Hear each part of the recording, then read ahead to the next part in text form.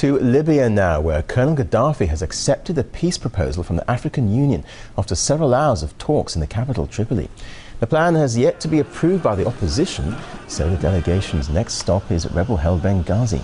South African President Jacob Zuma said the organisation will call on NATO to stop its bombing and give the ceasefire a chance.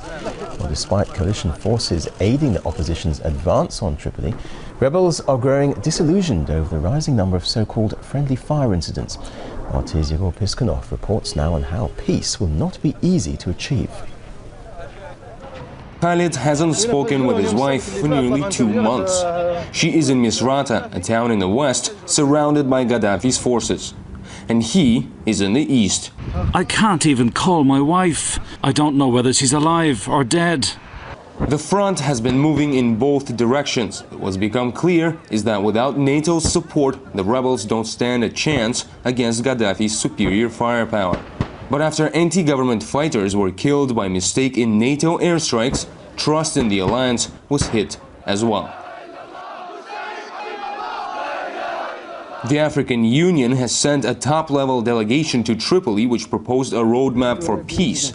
It calls for an immediate ceasefire and political reform, which surprisingly Gaddafi has supported. The leader and his delegation have accepted the roadmap as presented by the High Panel of the AU. But even though the roadmap includes plans for reform, it's not clear whether it also calls for Gaddafi and his family to abandon power. The way the political system in Libya works is that officially Gaddafi is not the head of the state. He's more of a formal figure or a moral leader, as he likes to call himself. In reality, this man's built a giant power web which is wrapped around business and the government and is built on a circle of chosen people, those personally close to Gaddafi and his family. Earlier, Turkey also proposed a peace plan which was rejected by the opposition. Even though it envisaged elections, the deal did not rule out Gaddafi's son taking part in them. We couldn't agree with the initiative because it didn't guarantee that Gaddafi's entire family would leave. Without that guarantee, negotiations are pointless.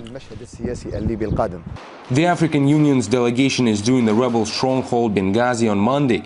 But if the opposition leadership did pledge to listen to their proposal, it doesn't seem the rebels are ready to put their guns down. How can we live in peace with this bloody tyrant? With more civilians, rebels and Gaddafi's troops killed each day, it's clear a ceasefire is needed fast. But unless the latest roadmap's plans involve considerable changes to Libya's political system, this deadlock is unlikely to end anytime soon. Yegor Piskunov, RT, Benghazi, Libya.